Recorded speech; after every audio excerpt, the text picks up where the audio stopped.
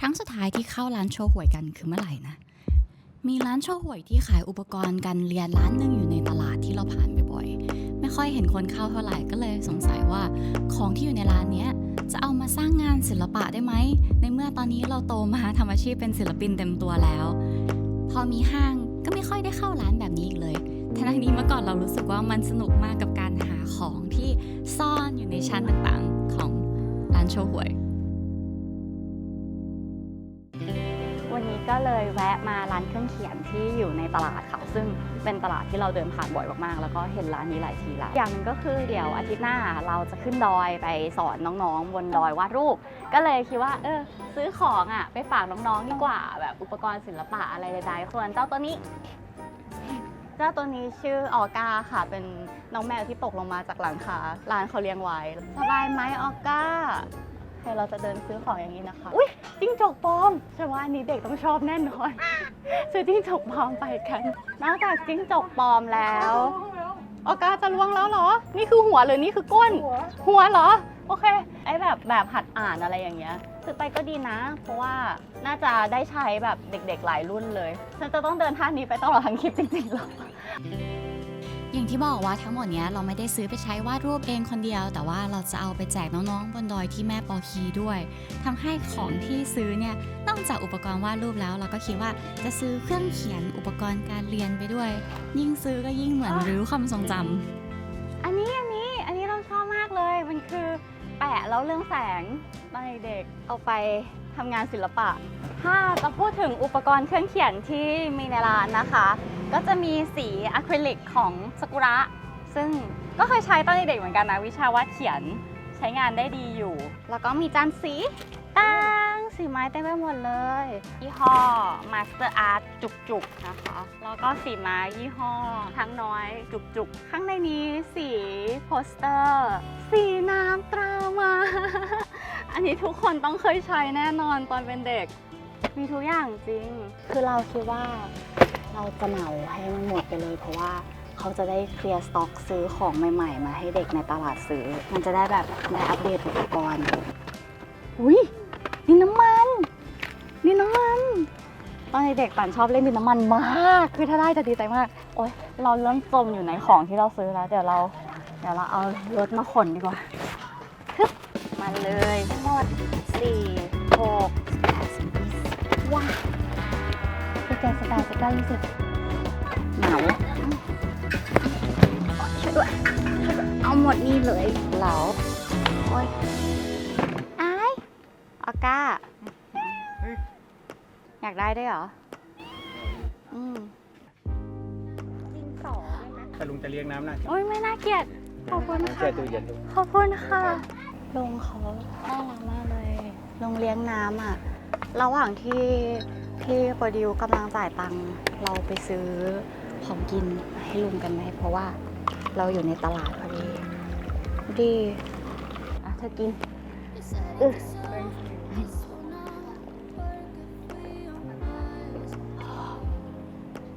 หิวน้ำหนูขอ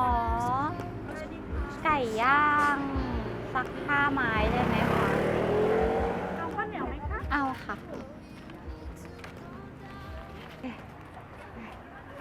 ขอบคุณแล้วขอไปแวะซื้อของเราด้วยอันนี้ให้ลุงแล้วก็ฉันอยากกินโยเกิร์ต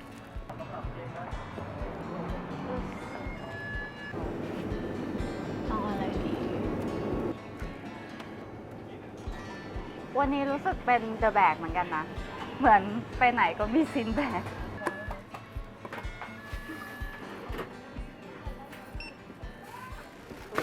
เดี๋ยวเรารอให้ลุงสรุปบินนะคะว่าจะอย่างไรเสร็จแล้วก็รู้สึกเหมือนตัวเป็นแมวเลย ชอบเลียเดี๋ยวพรุ่งนี้เราน่าจะไปขึ้นเครื่องบินแต่เช้าตรู่เลยแล้วก็น่าจะใช้เวลาเดินทางจนถึงปอเคียประมาณ10 ชั่วโมงได้เพราะว่ามันไกลมากค่ะคือเป็นหมู่บ้านที่อยู่บนเขาแล้วก็อาจจะไม่มีสัญญาณซึ่ง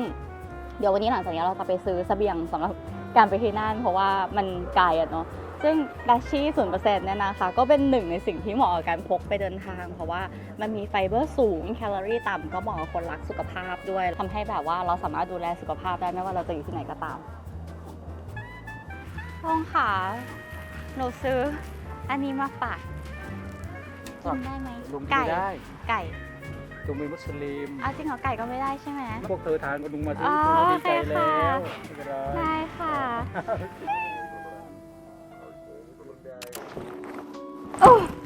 โอเคค่ะ นี่คือของที่เราซื้อมาจากร้านเครื่องเขียนในตลาดนะคะ เราก็จะวาดรูปโดยการใช้อุปกรณ์เหล่านี้เหมือนที่เราเคยใช้ตอนเด็กๆ พวกสมุด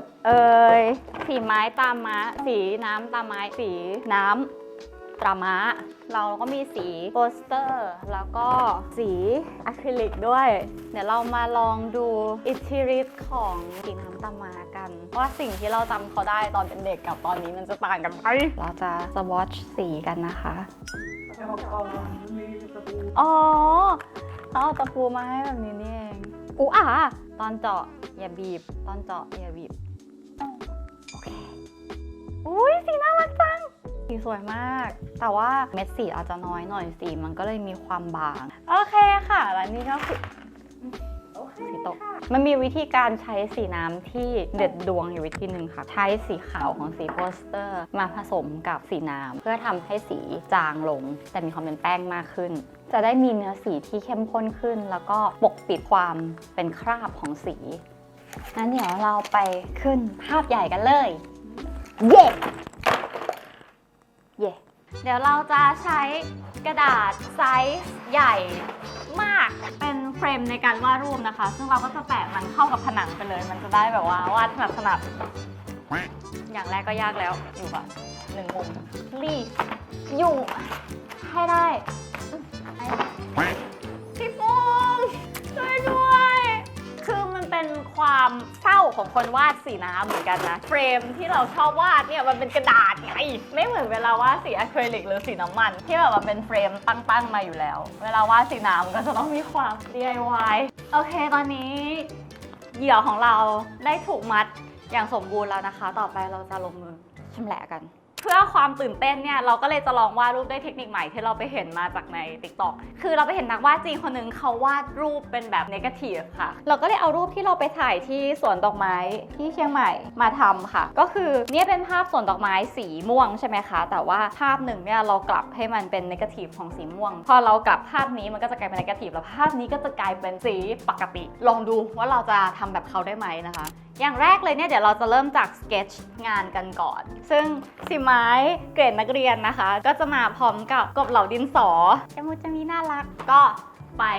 สเก็ตช์รูปกันเลยค่ะเร่งความเร็วการวาดรูปเนี่ยเขาก็มีสิ่งที่เรียกว่า negative กับ positive เหมือนกันนะ negative อะคือ space รอบๆส่วน positive อะคือตรงที่มันเป็น subject ของรูปวาดโอ้กุดแล้วคิดถึงกบเล้าดินสออัตโนมัติจังเลยใช้ได้เหรอโอเคพุ่นแรงนี่คือกบเล้าดินสออัตโนมัติค่ะว้าวชีวิตต่างกันเหลือเกิน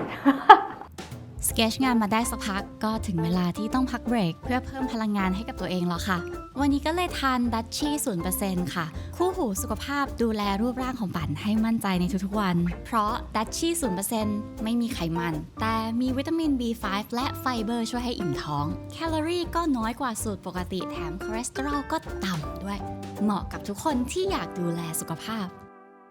พอละไม่สเก็ตละขี้เกียจเราจะลงสีกันเลยนะคะแบบว่าวัดใจซึ่งสีแรกที่เราจะลงก็แน่นอนว่าต้องเป็นสีน้ำรามานะคะเริ่มต้องบีบกี่หลอดมันถึงจะได้รูปวาดของเรานี่คือสีจาก1 หลอดมันน้อยนิดเด็กอนุบาลจังเลยเดี๋ยวเราจะเอาสีโปสเตอร์มาใช้ผสมนะคะเพื่อให้การสเก็ตมันเห็นชัดมากขึ้นสมัยเราเรียนสีน้ำเราจะมีอาจารย์คนหนึ่งชื่ออาจารย์สุพจน์เป็นอาจารย์ที่น่ารักมากคำพูดติดปากของอาจารย์ก็คือยังไม่เสียภาพเสียไม่มีอยู่จริงมีแต่ภาพที่ยังเติมได้อีกเราก็ยังคงคีปสิ่งที่อาจารย์บอกมาเรื่อยๆนะคะเติมไปเดี๋ยวก็ดีเองและมันหมดแล้วที่บีบมาทั้งหมดหมดเร็วมากเลยลูกแต่ว่าไม่เป็นไรเพราะเราซื้อมาเยอะนะคะดังนั้นมีสีเยอะถึงมันจะอันเล็กก็ตาม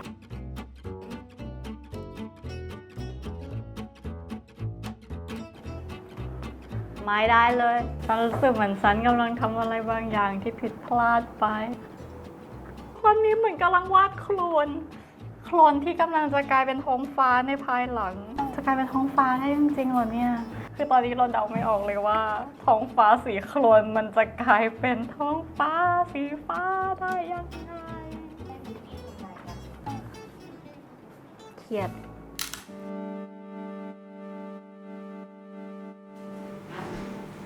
หลังจากที่เราลองทำมาทั้งหมดนะเราทำทั้งแบบสีแปลกและสีปกติเราว่าพอเป็นเครื่องเขียนเกรดนักเรียนเนี่ยสีอะค่ะมันมีความสดใสมากแต่ว่า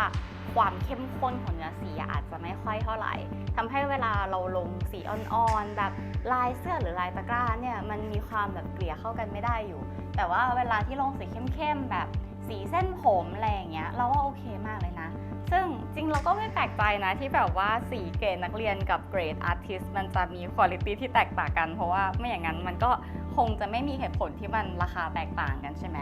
แต่สิ่งที่ทำให้รู้ก็คือถ้าเกิดว่ายังแบบไม่สามารถ afford เครื่องเขียนเกรดอาร์ติสต์ได้อะนะเครื่องเขียนเกรดนักเรียนเนี่ยมันก็สร้างงานศิลปะที่สวยได้เช่นกัน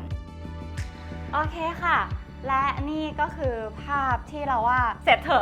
จแล้วก็แล้วกันสำหรับการใช้เครื่องเขียนเกรดนักเรียนในร้านโชว์หวยมาวาดรูปเราก็โอเคมากๆกับภาพนี้เดี๋ยวเราลองถ่ายรูปดูกันว่าพอภาพกลับเป็นเนกาทีฟเนี่ยแล้วมันจะเป็นอย่างที่เราคิดไว้ในหัวหรือเปล่า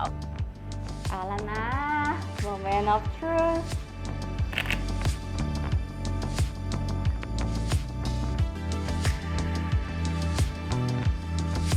การได้ทำงานศิลปะทุกๆวันเนี่ยก็เป็นเรื่องที่ดีมากเลยนะคะแต่ว่าเพื่อให้เราได้ทำงานที่เรารักเป็นนานๆเนี่ยดังนั้นเราก็จะกินดัชชี่ 0% ทุกวันอร่อยมั่นใจทุกวันโอเคสุดท้ายที่อยากจะบอกก็คือเครื่องเขียนทั้งหมดที่เราซื้อมาจากร้านในวันนี้นะคะไม่ได้เอามาเพื่อวาดรูปนี้รูปเดียวแต่ว่าเราจะขึ้นไปดอยที่ชื่อแม่ปอชีค่ะที่อยู่ที่จังหวัดตากซึ่งเราก็จะขึ้นไปประมาณอาทิตย์นึงค่ะเพื่อไปเป็นครูสอนศิลปะบนดอยซึ่งถ้าเกิดว่าใครอยากจะติดตามว่าเจ้าเครื่องเขียนเซตนี้ต่อไปเขาจะไปที่ไหนและชีวิตการเป็นครูบนดอยเนี่ยจะเป็นยังไงก็ฝากติดตามต่อใน EP หน้าด้วยนะคะคลิปนี้ก็ไปก่อนแล้วไว้เจอกันใหม่คลิปหน้าไปก่อนละบ๊ายบาย